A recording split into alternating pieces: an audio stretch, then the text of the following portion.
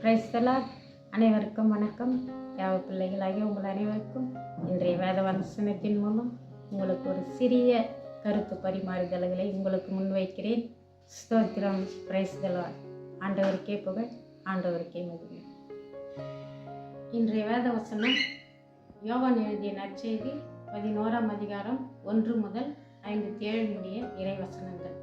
இதை பற்றி இன்றைக்கு விவாதிக்க போகிறோம். நமது ஆண்டவராகிய இயேசு கிறிஸ்து செய்த அற்புதங்களிலே மிகவும் பாராட்டுக்குரிய அற்புதம் என்னவென்றால், இறந்து 4 நாட்களான லாசரை உயிரோடு எழுப்பு செய்த இந்த அற்புதம் மிகவும் பாராட்டுக்குரியதாக இருந்தது. லாசர் இறந்ததை கேள்விப்பட்ட நமது ஆண்டவர் இயேசு கிறிஸ்து அந்த ஊரை நோக்கி புறப்பட்டு வரார்.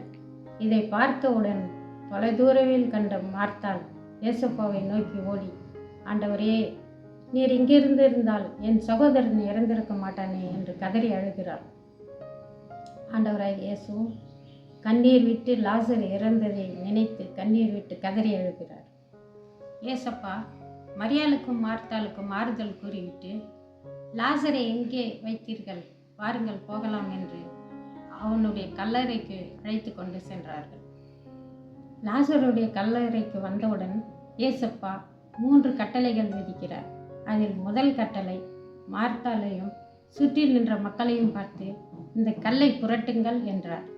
ஆண்டவரே, கல்லை புரட்ட சொல்றீங்களே, என் சகோதரன் இறந்து 4 நாட்கள் ஆயிற்றே, மிகவும் துர்நாற்றம் அடிக்குமே என்று மார்த்தாள் சொல்கிறார்கள். அதற்கு இயேசு அவளை நோக்கி, நீ விசுவாசித்தால் தேவனுடைய மகிமையை காண்பாய் என்று சொன்னார்.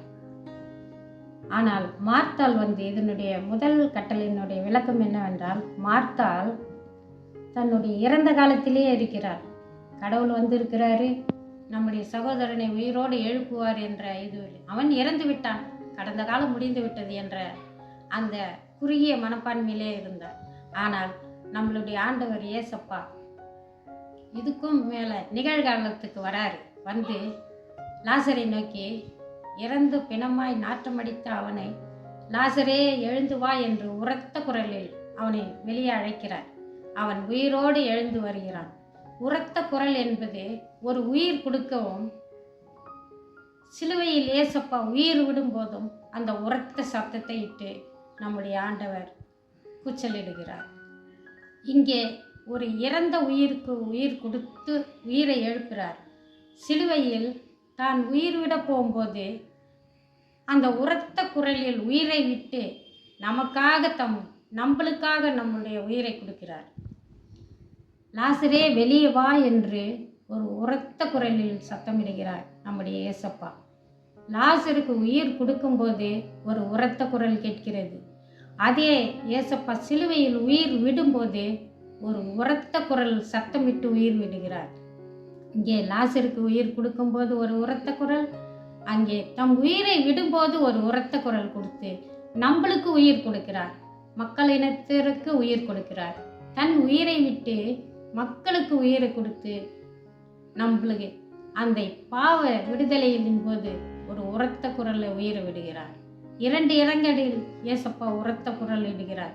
ஒன்று, லாசருக்கு உயிர் கொடுக்கும்போது உரத்த குரல், லாசரே வெளியே வா, கடவுளே, என் தேவனே, ஏன் என்னை கைவிட்டீர் என்று ஒரு உரத்த குரலிட்டு தம் ஜீவனை கொடுத்து நமக்கு உயிர் கொடுக்கிறார். 3ஆவதாக ஒரு கட்டளை இடுகிறார். லாசர் பலவிதமான கட்டுக்களால் கல்லறையில் அடக்கம் செய்யப்பட்டு அவன் முகம் கட்டப்படுகிறது, அவன் வாய்கள் கட்டப்படுகிறது, அவன் கை கால்கள் கட்டப்படுகிறது. அனைத்தையும் விட்டு அந்த கட்டோடு எழுந்து அவன் வெளியே வருகிறான்.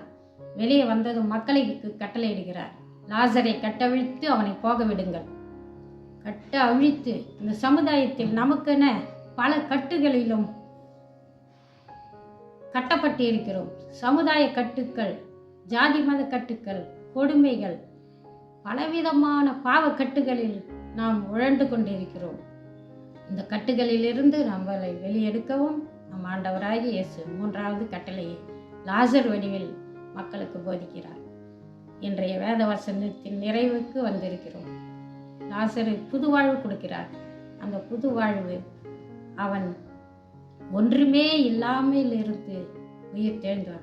அங்கே நம் ஆண்டவராகிய இயேசு கிறிஸ்து இறந்து வெறுமனே கல்லறையில் ஒன்றுமில்லாத கல்லறையிலிருந்து உயிர் தெழுந்து வருகிறார். இதுதான் இன்றைய யோவான் எழுதின சுவிசேஷம் 11ஆம் அதிகாரம் 1 முதல் 57க்கான வசனங்களின் புதிய வாழ்க்கை, புதிய வாழ்வின் தொடக்கம். கல்லறையிலிருந்து லாசர் வெளியே வந்தது போல் நம்முடைய ஆண்டவராகிய இயேசு கிறிஸ்து ஒன்றுமில்லாத கல்லறையிலிருந்து வெளியே உயிர் தெழுந்து வந்து நமக்கு புது வாழ்வு கொடுக்கிறார். எல்லாம் வல்ல ஆண்டவருக்கு நன்றி. இந்த வேத வசனத்தின்படி நம்முடைய பழைய பாவ கட்டுகளிலிருந்து அகன்று அதிலிருந்து நம்ம வெளியே வந்து இந்த சமுதாயத்தில் உள்ள கட்டுகளையும் மூட நம்பிக்கைகளையும் பாவ கட்டுகளையும் அழித்து விட்டு நம் ஆண்டவராகிய இயேசு கிறிஸ்துவின் பாதங்களை பற்றி கொண்டு நம் விண்ணுலக வாழ்விற்கு பயணிப்போம். ஆமென்.